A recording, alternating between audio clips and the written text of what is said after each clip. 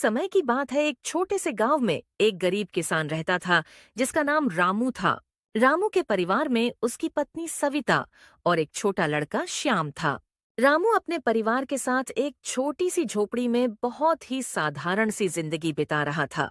रामू के पास एक छोटी सी जमीन थी जिस पर काम कर वो अपने परिवार का गुजर बसर करता था। यदि रामू की फसल किसी साल अच्छी हुई होती है तो किसी तरह घर का राशन पानी का काम हो जाता था। परंतु यदि किसी साल किसी कारणवश फसल खराब हो जाती, तब तो रामू को दूसरों के खेतों पर काम कर अपने घर की जरूरतें पूरी करनी पड़ती थी। अपने साथ अपनी गरीबी और लाचारी में पिसते अपने पत्नी और बच्चे को देख रामू बहुत परेशान हो गया था। एक दिन ऐसे ही बातों बातों में रामू सविता से बोलता है। सविता, क्या कर रही हो? जरा यहाँ आना तो। आ रही हूँ। रामू के बुलाने पर सविता रामू के पास आती है। कुछ काम कर रही थी क्या तुम? नहीं जी, ज्यादा कुछ नहीं। बस रात के बचे हुए चावल की खिचड़ी बना रही थी और रात की रोटियां गरम कर रही थी। बोलिए, कुछ काम था क्या? कुछ नहीं, बस ऐसे ही बैठे बैठे सोच रहा था कि काश हम भी अमीर होते तो तुमको और श्याम को रात का बासी खाना नहीं खाना पड़ता। ऐसा क्यों सोच रहे हो जी? मैं और श्याम दोनों बहुत खुश हैं और आप इतनी फिक्र मत कीजिए। गरीबी का क्या है, आज है कल नहीं। नहीं सविता, तुम झूठ बोल रही हो। मैं जानता हूं तुम भी दूसरी औरतों को देखकर जरूर सोचती होगी कि काश ये सब चीजें तुम्हारे पास भी होती। परंतु मेरी ये गरीबी मेरे साथ साथ तुम्हें और श्याम दोनों को भी पीस रही है। नहीं जी, मैं जैसे भी हूँ बहुत खुश हूँ। मेरे पास जितना है मैं उतने में खुश हूँ। आप खेत पर जाइए, आप हमारी फिक्र छोड़िए। रामू अपनी पत्नी की ऐसी बातें सुन सोचता है। ये कितनी मासूम है, मुझे खुश रखने के लिए अपना दर्द भी मेरे सामने नहीं बता रही। ठीक है, मैं जा रहा हूं खेतों पर, अपना और श्याम का ध्यान रखना। रामू फिर अपने खाने का डिब्बा लेता है और अपने खेत पर चला जाता है। रामू अपने खेत पर काम कर रहा होता है, तभी वहाँ एक साधु महाराज आते हैं और रामू को आवाज लगाते हैं। अरे बेटा, जरा सुनना तो। साधु महाराज को बुलाता देख रामू साधु महाराज के पास जाता है। बोलिए बाबा, मैं आपकी कैसे मदद कर सकता हूँ? बेटा, बड़ी जोरों से भूख लगी है, हो सके तो कुछ खिला दो। साधु महाराज के खाना मांगने पर रामू सोचता है, मैंने तो रात की बची हुई रोटी लाई है, अब बाबा को ये तो नहीं खिला सकता। अरे बेटा, कहाँ खो गए? तुम्हें ज्यादा सोचने की जरूरत नहीं है। तुम्हारे पास जो कुछ हो खिला दो। बाबा, मेरे पास खाना तो है, पर वो रात की बची हुई रोटी और गुड़ है। चलेगा बेटा, जो भी है खिला दो। साधु के ऐसा कहते ही रामू अपना खाने का डिब्बा लाकर साधु को दे देता है। ये लीजिए बाबा, आप वहां पेड़ के नीचे बैठकर आराम से खा लीजिए। साधु पेड़ के नीचे बैठकर रामू का डिब्बा खा रहा होता है और रामू अपने काम पर लगा होता है। कुछ समय बाद साधु रामू के पास आता है और रामू को खाना खिलाने के लिए उसका धन्यवाद करता है। तुम्हारा बहुत बहुत धन्यवाद बेटा, जो तुमने मुझे खाना खिलाया। इसमें धन्यवाद किस बात का बाबा? बेटा, पर तुम्हारे लिए तो कुछ बचा नहीं। अब तुम क्या खाओगे? आप मेरी फिक्र मत कीजिए बाबा, मैं शाम को घर जाकर खा लूंगा। बेटा, तुमने अपना पेट काट कर मुझे अपना खाना खिलाया है, मैं तुम्हें कुछ देना चाहता हूँ। नहीं बाबा, इसकी कोई जरूरत नहीं है, आपका आशीर्वाद ही काफी है। साधु बाबा रामू को एक पोटली देते हैं। नहीं बाबा, रहने दीजिए, इसकी कोई जरूरत नहीं है, मुझे कुछ नहीं चाहिए। आपका धन्यवाद बाबा। साधु किसी तरह रामू को मनाकर वो पोटली रामू को दे देता है। बेटा, ये जो पोटली मैंने तुम्हें दी है, इसमें कोई मामूली चीज नहीं है। इसमें पैसों का पेड़ उगाने वाले बीज हैं। पैसों का पेड़ उगाने वाले बीज सुन रामू अचंभित हो जाता है। पैसों का पेड़ उगाने वाला बीज? मैं कुछ समझा नहीं बाबा, ऐसा भी बीज होता है क्या? हाँ बेटा, ये अभिमंत्रित बीज हैं। इसको तुम ले जाकर अपने घर के बाहर लगा देना। कुछ ही समय में पैसों का पेड़ तुम्हें दिखाई देगा। हाँ, परंतु ये बात याद रखना बेटा, ये अभिमंत्रित बीज का वृक्ष होगा।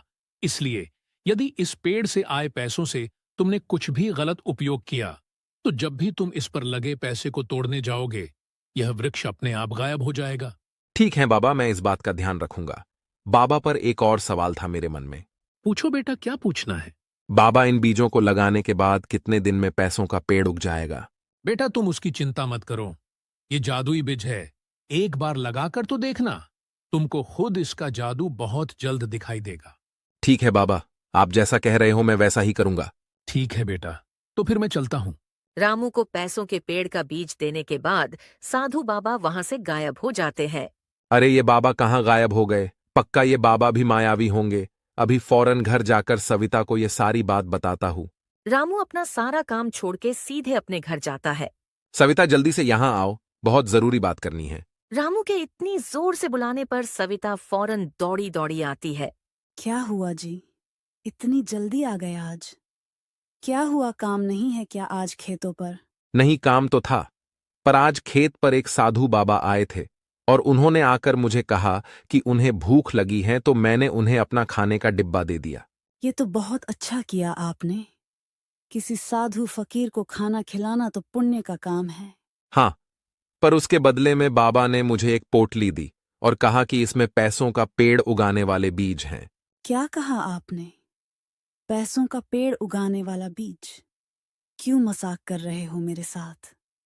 ऐसा भी कहीं होता है क्या? नहीं सविता, मैं सच्ची सच्ची बोल रहा हूं। मुझे बाबा ने यही कहा है और कहा कि इसे अपने घर के बाहर लगा लेना। अगर ऐसी बात है तो एक काम कीजिए, जाकर इसे अपने घर के बाहर लगा दीजिए। शायद साधु बाबा की बात सही हो जाए। एक बार आजमाने में क्या जा रहा है? ठीक है, तो मैं जाके इन बीजों को घर के बाहर लगा देता हूं। रामू जाकर अपने घर के बाहर उन बीजों को लगा देता है। चलो, अब इन बीजों को लगा तो दिया है, देखते हैं इनसे पैसों का पेड़ उगता है या बस बाबा मेरे साथ कोई मजाक कर रहे थे। हाँ, चलिए अब चलकर कुछ खा लीजिए। वैसे भी आपका खाना तो बाबा ने खा लिया था ना। रामू जाकर खाना खाता है और अगले दिन का इंतजार करता है। मुझे तो अब कल का इंतजार है। देखते हैं कल क्या होता है इन बीजों का। आपने आज ही तो बीज लगाए हैं, इतनी जल्दी कैसे कुछ होगा उनका? नहीं सविता, मैंने बाबा को इस बारे में पूछा था तो उन्होंने कहा था एक बार इन बीजों को लगाकर देखना, तुमको इनका जादू बहुत जल्द दिखेगा। ऐसा है तो कल सुबह का इंतजार करते हैं और देखते हैं कि क्या होता है। चलिए, अब आप थोड़ा आराम कर लीजिए। खेतों पर काम कर थक गए होंगे आप। फिर अगली सुबह रामू की नींद जल्दी खुल जाती है। नींद खुलते ही रामू तुरंत उन बीजों का जायजा लेने जाता है। रामू जब घर के बाहर आता है तो देखकर दंग रह जाता है। रामू देखता है उसने जो बीज लगाया था अब उससे एक पेड़ बन चुका था और उस पर फलों की जगह पैसे लगे थे। रामू फौरन अपनी पत्नी सविता को आवाज लगाता है। सविता जल्दी से यहाँ आओ, देखो हमारे आंगन में क्या उगा है। सविता रामू की आवाज सुन दौड़ी दौड़ी आती है और वो भी पैसों का पेड़ देख दंग रह जाती है। यह क्या जी? साधु बाबा की बात तो सही हो गई। यहाँ तो पैसों का पेड़ उग गया। हाँ सविता, अब तो हम भी अमीर हो गए। तुम्हें और श्याम को अब किसी चीज की कमी नहीं होगी। रामू फटाफट पेड़ पर से सारे नोट निकाल लेता है। आपको क्या लगता है जी, ये बस एक बार का है या इस पर वापस ये नोट उगेंगे? मुझे भी नहीं पता भाग्यवान, अब तो हमें कल का इंतजार करना होगा। रामू और सुनीता खुशी खुशी घर के अंदर जाते हैं। उस दिन कुछ समय बाद रामू घर के लिए महीने भर का राशन लेने जाता है। रामू जब घर के लिए राशन लेने जा रहा होता है तभी उसको गांव का जमींदार किशोरी लाल आवाज देता है। क्या रामू भाई, क्या हो रहा है? कुछ नहीं किशोरी सेठ, बस घर के लिए राशन लेने जा रहा हूँ। रामू, एक काम था। मेरे यहाँ के कुछ मजदूरों ने अचानक छुट्टी ले ली है और मुझे फिलहाल कुछ काम करने वालों की जरूरत है। अगर तुम्हारे खेतों का काम हो गया होगा तो चलो मेरे खेत पर काम करने।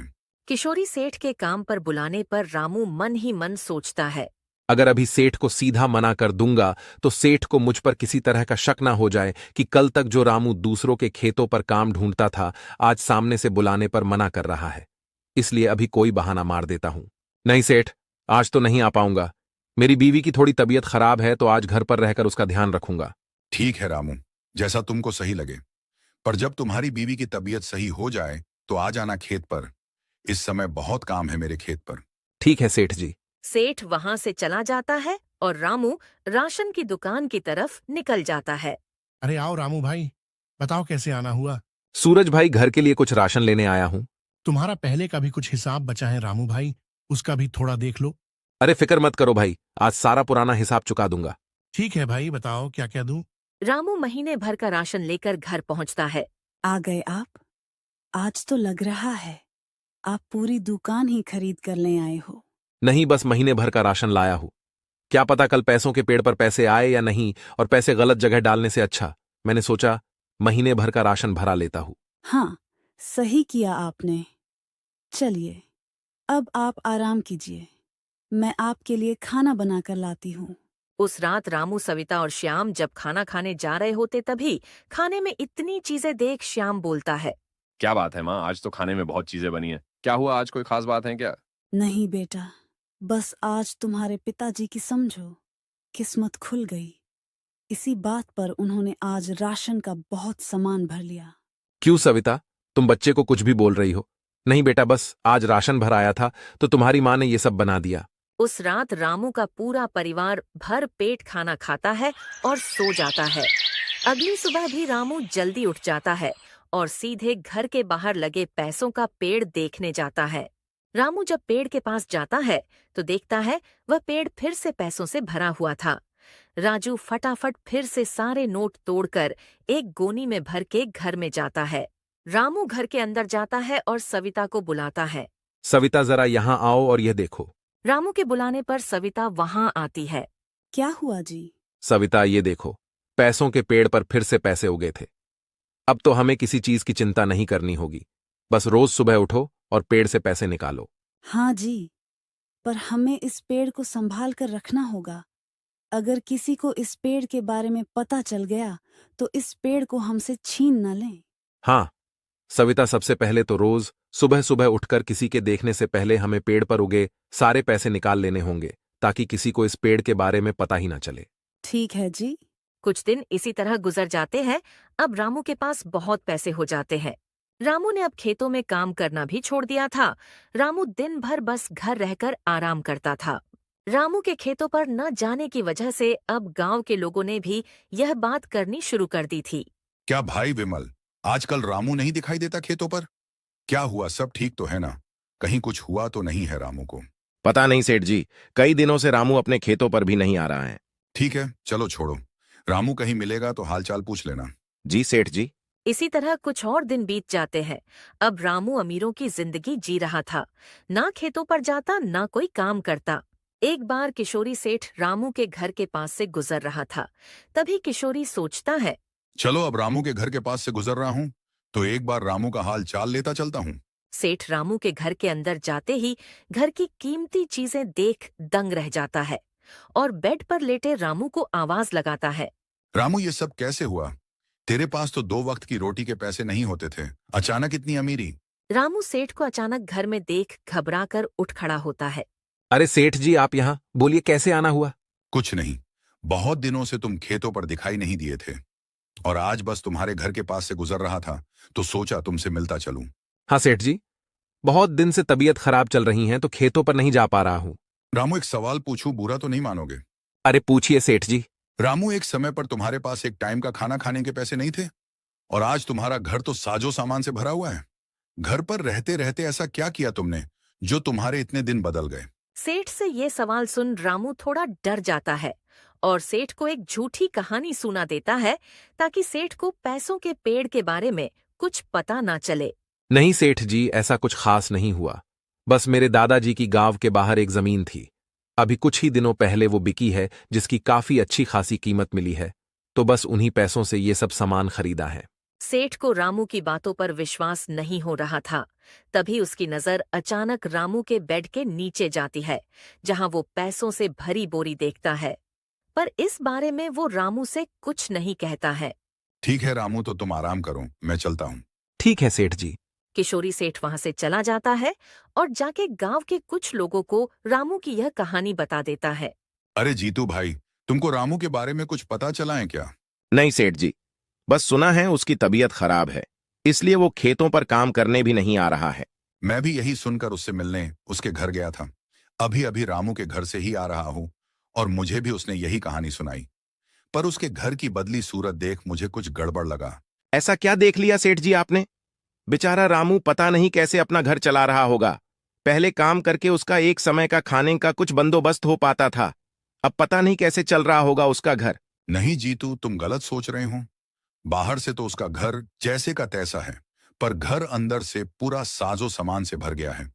पता नहीं कहां से उसने इतना सब खरीद लिया। और मैंने उसके बिस्तर के नीचे एक पैसों से भरी बोरी देखी थी। रामू के घर में पैसों से भरी बोरी और इतना सामान सुन जीतू के मन में लालच आ जाता है। सेठ जी, आपने रामू को पूछा नहीं कि उसके पास इतना पैसा कहाँ से आया? पूछा था, परंतु वो बोल रहा था कि गांव के बाहर उसके दादा की एक जमीन बिकी है, उसको वहां से इतने पैसे मिले हैं। परंतु उसकी ये बात मेरे गले से नीचे नहीं उतरी। हाँ सेठ जी, मुझे भी ऐसा लग रहा है कि रामू पक्का कुछ छुपा रहा है। चलो हमको क्या, हमारे पास थोड़ी ना दादा की जमीन है जिसे बेचकर हमें पैसे मिले। हमें तो खुद कमाना है और खाना है। ये बोलकर जीतू वहां से चला जाता है और रामू के घर के पास पहुंच जाता है और रामू पर नजर रखना शुरू करता है। जीतू दिन भर तो रामू के घर के वहां छुप कर रहता है। देखते देखते रात हो जाती है। जीतू सोचता है। चलो चलता हूँ, अब कल आऊंगा, आज तो कुछ पता नहीं चला। जीतू जैसे ही वहां से जा रहा होता है तभी वो देखता है रामू के घर के बाहर वाले पेड़ पर पैसे उगने लगते हैं। यह देख जीतू दंग रह जाता है। जीतू फटाफट सारे पैसे पेड़ से निकालता है और एक बोरी में भरकर वहां से निकल जाता है। अगले दिन सुबह सुबह रामू जब पेड़ के पास आता तो देखता है पेड़ पर एक भी नोट नहीं था। यह देख रामू परेशान हो जाता है। ये क्या हो गया? कहाँ गए सारे पैसे? आज पेड़ पर पैसे क्यों नहीं आए? यहाँ पेड़ पर पैसे न देख रामू परेशान था। जीतू अगली रात फिर जाता है और फिर से पैसों के पेड़ से सारे पैसे तोड़ लाता है। और सुबह जब रामू पेड़ से पैसे तोड़ने जाता तो वहां एक भी नोट नहीं होता है। इसी तरह 2-3 दिन चलता है। इनसे परेशान होकर रामू सविता से कहता है। सविता, लग रहा है मुझसे कुछ गलती हो गई है, क्योंकि बाबा ने कहा था अगर तुम इन पैसों का कुछ गलत इस्तेमाल करोगे तो पेड़ गायब हो जाएगा। नहीं जी, मुझे तो कुछ गड़बड़ लग रही है, क्योंकि देखिए पेड़ तो वहीं का वहीं है, बस पैसे गायब हो रहे हैं। एक काम कीजिए, आज आप रात को छुपकर पेड़ पर नजर रखिए। ये तुमने सही कहा, आज रात मैं जागकर पेड़ पर नजर रखता हूँ। उस रात रामू घर के बाहर भूसे का ढेर लगाकर उसमें छुप छुप कर पैसों के पेड़ पर नजर रखता है। कुछ देर के इंतजार के बाद रामू देखता है जीतू वहां आता है, पर इस बार कुछ अलग होता है। जीतू जैसे ही पेड़ पर से पैसे तोड़ने जाता है वो पेड़ गायब हो जाता है। जीतू यह देख डर जाता है। थोड़ी देर में वह पेड़ फिर आ जाता है। जीतू फिर पैसे तोड़ने जाता है तो पेड़ फिर गायब हो जाता है। ये देख रामू समझ जाता है कि जीतू इन पैसों का गलत इस्तेमाल कर रहा है। रामू भूसे के ढेर से बाहर आता है। रामू को अचानक देख जीतू चौंक जाता है। अरे रामू भाई, आप यहाँ क्या कर रहे हो? जीतू भाई, कहीं भूल तो नहीं गए? तुम मेरे ही घर के सामने खड़े हो तो मैं तो यहीं मिलूंगा ना। तुम बताओ, इतनी रात यहाँ क्या कर रहे हो? कुछ नहीं रामू भाई, बस पास से गुजर रहा था तो सोचा तुमसे मिलता चलूं। इतनी रात को? सच्ची सच्ची बता दो जीतू भाई, मुझे पता है तुम यहाँ इस पेड़ से पैसे तोड़ने आए थे। मैंने सब कुछ देख लिया है और मुझे ये भी पता चल चुका है कि तुम इन पैसों का गलत इस्तेमाल कर रहे हो। बोलो, सही बोल रहा हूं ना मैं? जीतू रामू की बातों से थोड़ा चौंक जाता है और सोचता है, ये रामू को कैसे पता चला मैं इन पैसों का गलत इस्तेमाल कर रहा हूँ? नहीं रामू भाई, मैं इन पैसों का कोई गलत इस्तेमाल नहीं कर रहा हूँ। देखो जीतू भाई, मुझसे झूठ बोलकर कुछ फायदा नहीं है। अगर कर रहे हो तो सच्ची सच्ची बता दो। जीतू रामू को सब सच सच बता देता है। हाँ रामू भाई, मैं इन पैसों से जुआ खेलने लगा हूँ और शराब भी पीने लगा हूँ। जीतू से सच सुन रामू जीतू को पैसों के पेड़ की सच्चाई बता देता है और उससे जुड़े जादुई रहस्य भी बता देता है। पर रामू भाई, तुम भी तो इन पैसों का गलत इस्तेमाल कर रहे हो ना? नहीं भाई, मैंने अब तक इन पैसों का कोई गलत इस्तेमाल नहीं किया है। क्यों झूठ बोल रहे हो भाई? बिना गलत इस्तेमाल किए तुमने इतना साजो सामान कहाँ से भर लिया अपने घर में? नहीं भाई, तुम गलत समझ रहे हो। मैंने अब तक इन पैसों का कोई गलत इस्तेमाल नहीं किया है। मैंने इन पैसों से गांव के बाहर जमीन खरीदी और उस जमीन पर मजदूर लगाकर काम कराया। उस जमीन से उगे अनाज से मैं ये सब साजो सामान खरीद रहा हूं। अच्छा, मुझे माफ कर दो भाई, मुझसे गलती हो गई और अब मैं यह भी सीख गया हूं कि हमें कभी पैसों का गलत इस्तेमाल नहीं करना चाहिए, क्योंकि गलत तरह से की गई कमाई हमसे किसी ना किसी तरह से छीन जाती है।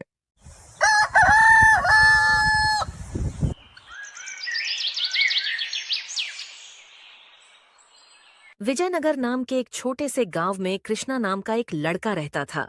अभी कुछ ही दिनों पहले कृष्णा के पिताजी की मृत्यु हुई थी।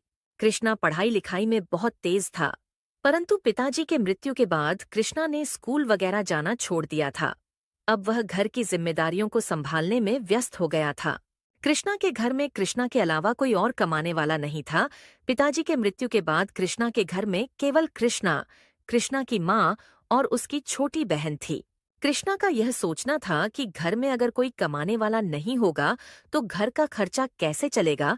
इसी कारण से वह स्कूल छोड़ काम करने लगा था। वह प्रतिदिन जंगल में जाकर लकड़ियों को काटता और उन लकड़ियों को ले जाकर बाजार में बेच दिया करता था और कुछ लकड़ियां घर में जलावन में उपयोग करता था। एक दिन इसी तरह कृष्णा बाजार से लकड़ियां बेचकर घर लौटता है और अपनी माँ को आवाज लगाता है, माँ, ओ माँ, कहाँ हो? जरा यहाँ आना तो। कृष्णा की आवाज सुन उसकी माँ आती है। आ गया बेटा तू, आज ज्यादा समय लगा दिया तूने। हाँ माँ, आज मुझे जंगल से लकड़ियां लाने में थोड़ी ज्यादा देरी हो गई थी और फिर बाजार में बेचने में भी थोड़ा ज्यादा समय लग गया, इसलिए घर भी देर से आया। बेटा तुझे मैं कब से बोलते आ रही हूँ, तू ये काम छोड़ दे और फिर से स्कूल जाना शुरू कर दे। माँ, अगर मैं ये काम छोड़ दूंगा तो घर का खर्च कैसे चलेगा? आप तो जानते ही हो कि पिताजी के जाने के बाद घर में केवल आप, मैं और रानी ही हैं। और आप अब काम करने के लिए काफी कमजोर हो और आपकी तबीयत भी आपका साथ नहीं दे रही है और रानी बहुत छोटी है, तो बचा केवल मैं। हाँ बेटा, पर तू छोड़ दे ये काम, मैं कर लूंगी किसी तरह कुछ और चला लूंगी घर का खर्चा, पर तू छोड़ ये काम और स्कूल जाना शुरू कर दे। माँ, आप मेरी पढ़ाई की चिंता छोड़ दो। रानी है ना, वो कर रही है ना पढ़ाई, और घर में एक पढ़ा लिखा होना जरूरी होता है। कृष्णा की माँ कृष्णा को बहुत समझाने की कोशिश करती है, पर कृष्णा उनकी बात नहीं मानता और एक ही बात दोहराता रहता है। माँ, मैं आपको कह रहा हूं ना, आप मेरी चिंता छोड़ दीजिए, मैं सब कुछ संभाल लूंगा। आप बस आपकी तबीयत का ध्यान रखिए और छोटी की पढ़ाई का ध्यान रखिए। फिर अगली सुबह कृष्णा फिर से अपना काम करने जंगल की ओर निकल जाता है और जाते जाते अपनी छोटी बहन को भी साथ लेता जाता है ताकि उससे स्कूल छोड़ सके। कृष्णा पहले रानी को स्कूल छोड़ता है, फिर वहां से जंगल लकड़ियां काटने चला जाता है। कृष्णा दिन भर जंगल में लकड़ियां काटता है और फिर उन लकड़ियों को बाजार ले जाकर बेच देता है। कृष्णा जब घर वापस लौट रहा था तभी वह देखता है कुछ लोग एक खेत में काम कर रहे होते हैं और वहां से थोड़ी दूरी पर एक जमींदार बैठा था। ये देखकर कृष्णा ने सोचा कि मैं एक बार जाकर इस जमींदार से बात करके देखता हूँ, शायद मुझे भी यहाँ काम मिल जाए, तो मुझे जंगल नहीं जाना पड़ेगा लकड़ियां काटने। कृष्णा तुरंत जमींदार के पास पहुंच जाता है और जमींदार से कहता है, सेठ जी, मुझे यहाँ कोई काम मिल सकता है क्या? बेटा, यहाँ काम तो बहुत है, पर तुम इस काम के लिए बहुत छोटे हो। तुम्हारी उम्र अभी पढ़ाई लिखाई करने की है। हाँ सेठ जी, मैं जानता हूँ कि मेरी उम्र छोटी है, लेकिन मेरे घर की हालत अच्छी नहीं है और मुझे घर चलाने के लिए पैसा कमाना ही होगा। कृष्णा उस जमींदार को बहुत समझाने की कोशिश करता है। कृष्णा के इतना समझाने के बाद आखिरकार सेठ मान जाता है। देखो कृष्णा बेटा, मेरा तो बस यही खेतों वाला काम है, अगर तुम्हें मंजूर है तो तुम कर सकते हो। यह सुनकर कृष्णा बहुत खुश होता है और खुशी खुशी काम करने के लिए हामी भर देता है। सेठ जी, आप बोलो तो मैं अभी से काम पर लग जाता हूँ। कृष्णा का काम करने के लिए उत्साह देख सेठ सोचता है, आज तो मेरे पास ऐसा कोई आसान काम नहीं है जो मैं इस बालक को दे सकूं। एक काम करता हूं, इसे कल से काम करने बुलाता हूं, तब तक इसके लिए कोई आसान काम देख कर रखता हूं। नहीं कृष्णा बेटा, तुम आज रहने दो, तुम एक काम करो, कल से काम करने आ जाना। ठीक है सेठ जी, परंतु क्या मैं यहाँ रुककर खेतों का काम सीख सकता हूँ? ठीक है बेटा, जैसा तुमको सही लगे। यहाँ से ही कृष्णा की जिंदगी की असली कहानी शुरू होती है। सेठ के यहाँ से निकलकर जब कृष्णा घर की ओर जा रहा होता है तभी कृष्णा सोचता है, सेठ जी ने तो मुझे आज काम करने नहीं दिया।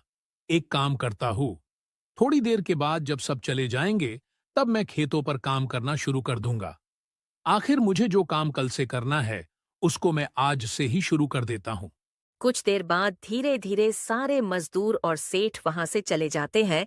फिर क्या था, कृष्णा फौरन कुदाल उठाता है और खेतों पर काम करना शुरू कर देता है। यहाँ कृष्णा काम करने में इतना व्यस्त होता है कि उसे समय का ध्यान नहीं रहता है और वहाँ उसके घर पर उसकी माँ बहुत परेशान होती है। आज कृष्णा को कुछ ज्यादा ही लेट हो गया है, अब तक तो उससे आ जाना चाहिए था। आने दो उसे, आज उसका जंगल जाना छुड़वा दूंगी। कृष्णा खेतों से काम कर शाम को थोड़ा ज्यादा ही लेट घर पहुंचता है। जब वो घर पहुंचता है तो देखता है माँ उसका इंतजार कर रही होती है। आ गया तू? तुझे मैं पहले ही मना कर रही थी, छोड़ ये काम और स्कूल जाना शुरू कर। इतना लेट घर आएगा, समय पर खाना नहीं खाएगा तो बीमार हो जाएगा, और अगर बीमार हो जाएगा तो किस काम की यह कमाई। माँ को इतना परेशान देख कृष्णा कहता है, माँ, अब तुमको इतना चिंता करने की कोई जरूरत नहीं है। क्यों बेटा, तुम स्कूल जाना शुरू करने वाले हो क्या? नहीं माँ, मुझे अब जंगल नहीं जाना पड़ेगा। मुझे पास के ही खेत पर काम मिल गया है। अब से मैं लेट भी नहीं आऊंगा और पैसे भी थोड़ा ज्यादा मिलेंगे। कृष्णा से यह सुन उसकी माँ को थोड़ा दिलासा तो मिलता है, पर फिर भी वह कृष्णा को काम करने से मना करती है। बेटा वो सब तो ठीक है, पर फिर भी मेरा एक ही कहना है, हो सके तो तुम काम करना छोड़ दो और स्कूल जाने लगो। माँ, आपकी इतनी तबीयत खराब रहती है और रानी छोटी है। अब आप ही बताओ कैसे चलेगा हमारे घर का खर्चा। माँ, आप मेरी चिंता छोड़ दो। मैं अब इतना समझदार हो गया हूँ कि घर का ध्यान रख सकता हूँ। अगली सुबह कृष्णा रोज की तरह खेतों पर काम करने निकल जाता है और जाने से पहले कृष्णा रानी को स्कूल छोड़ता है, फिर वहां से खेत पर चला जाता है। नमस्ते सेठ जी। अरे आओ कृष्णा बेटा, आ गए तुम। मुझे लगा तुम नहीं आओगे। मैंने सोचा तुमने कल बाकी लोगों को इतनी मेहनत करते देखा है, शायद घबरा गए रहोगे। नहीं सेठ जी, मुझे अब कोई काम डरा नहीं सकता। पिताजी के गुजर जाने के बाद मेरी जिम्मेदारियां बढ़ गई हैं और उन्हें निभाने के लिए मैं कोई भी काम करने के लिए तैयार हूं। क्या बात है कृष्णा बेटा, आज के जमाने में कुछ लोग शादी के बाद भी अपने माँ बाप के भरोसे रहते हैं, और एक तुम हो। तुमने तो मेरा दिल छू लिया। हाँ सेठ जी, चलिए अब मुझे भी कुछ काम दीजिए। कृष्णा का अपने परिवार के प्रति जिम्मेदारी देख सेठ सोचता है, इस लड़के में अपने परिवार के प्रति इतना समर्पण है कि यदि इसे मैं यहां काम नहीं दूंगा तो ये किसी और के वहां काम करने चला जाएगा। एक काम करता हूं फिलहाल के लिए, इसे वो छोटे वाले खेत में काम करने भेज देता हूं। बेटा, एक काम करो, तुम जाकर मेरे आम के पेड़ वाली जमीन पर काम करना शुरू कर दो। ठीक है सेठ जी। कृष्णा फटाफट पास में पड़े कुदाल को लेता है और सेठ के बताए खेत पर काम करने निकल जाता है। कृष्णा सेठ के बताए खेत पर पहुंचकर काम करना शुरू कर देता है। कृष्णा की एक आदत थी, वह हर काम को बहुत दिल लगा के करता था और बड़ी जिम्मेदारी से करता था, चाहे वो पढ़ाई हो या कोई काम। देखते ही देखते थोड़ी देर में कृष्णा पूरा खेत जोत देता है। चलो यहाँ का तो काम हो गया। अब सेठ जी से मिल दूसरे खेत पर काम करने चला जाता हूँ। सेठ जी, उस खेत का काम पूरा हो गया। अब कौन से खेत पर जाकर काम करूं मैं? कृष्णा से यह बात सुन सेठ चौंक जाता है। क्या कहा तुमने? उस खेत का काम हो गया? हाँ सेठ जी, वो खेत तो काम के हिसाब से बहुत छोटा था, तो जल्दी हो गया। अब कहाँ जाऊं मैं? बेटा, आज के लिए बहुत हो गया। तुम्हारे उम्र के हिसाब से आज तुमने बहुत काम कर लिया है। अब घर जाओ और आराम करो। सेठ से यह बात सुन कृष्णा कहता है, नहीं सेठ जी, अभी तो बहुत काम बचा है। आप बोलिए ना कहाँ काम करना है। नहीं कृष्णा बेटा, आज के लिए दूसरा कोई काम नहीं बचा है। सेठ के बहुत समझाने के बाद भी कृष्णा नहीं मानता।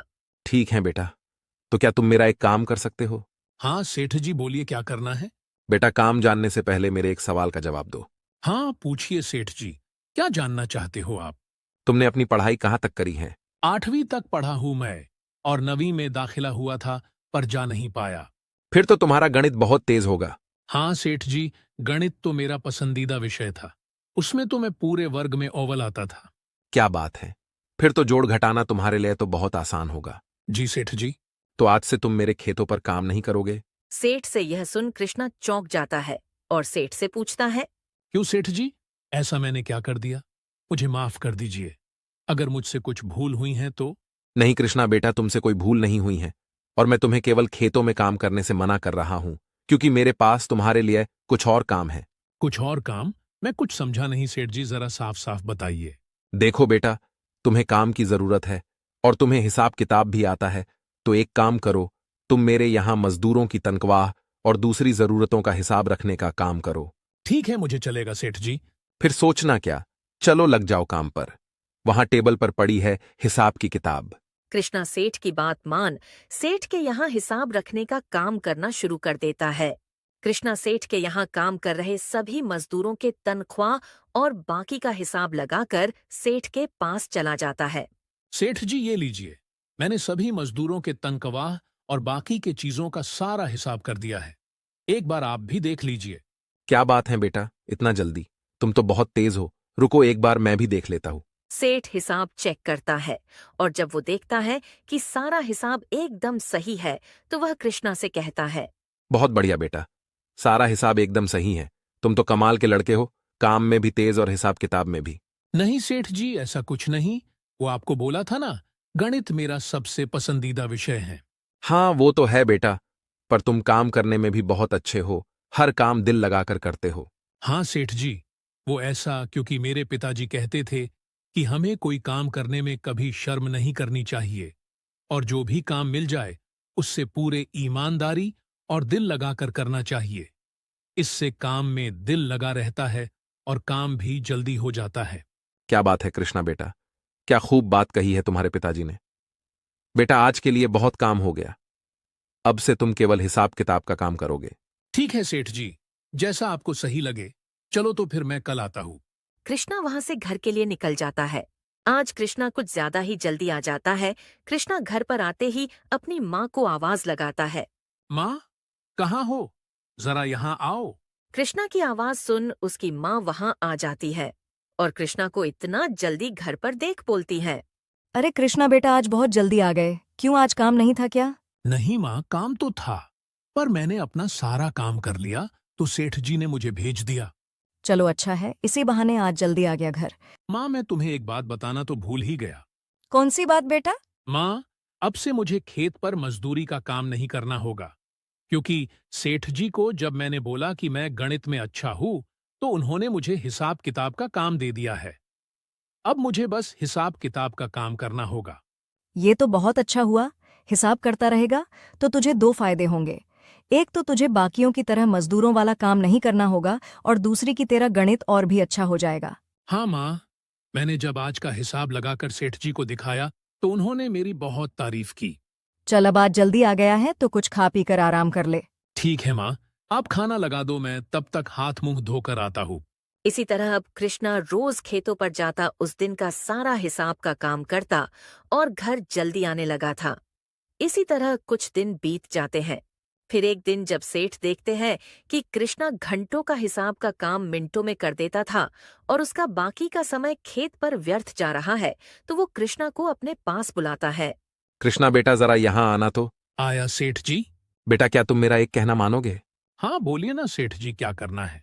बेटा तुम इतनी जल्दी हिसाब का काम कर लेते हो और फिर उसके बाद तो तुम्हारे पास दूसरा कोई काम नहीं रहता है, तो कल से तुम सुबह स्कूल चले जाया करो और फिर वहां से यहां आ जाना। इससे तुम्हारी पढ़ाई भी चलती रहेगी और तुम काम भी करते रहोगे। पर सेठ जी। परवर कुछ नहीं, और तुम पैसों की चिंता मत करो, तुम्हारे स्कूल की पूरी फीस भी मैं भर दूंगा और काम तुम चाहे जितनी भी देर करो, पैसे मैं तुम्हें पूरे दिन के दूंगा। बस तुम मन लगाकर पढ़ो। सेठ जी से इतनी मदद मिलता देख कृष्णा सेठ का धन्यवाद करने लगता है। आपका बहुत बहुत धन्यवाद सेठ जी, आप मेरी बहुत मदद कर रहे हैं। मैं आपसे वादा करता हूँ, मैं अपनी पूरी क्षमता के साथ पढ़ाई करूंगा। धन्यवाद किस बात का बेटा, तुम भी मेरे बेटे जैसे हो और तुम्हारे अंदर जो हुनर है उसको मैं ऐसे व्यर्थ होता नहीं देख सकता। चलो ऐसे भी तुमने आज का अपना काम पूरा कर लिया है, अब घर जाओ और आराम करो और याद रहे कल से पहले स्कूल जाओगे फिर यहां आओगे। ठीक है सेठ जी। कृष्णा ये बात अपनी माँ को बताने भागता भागता घर जाता है।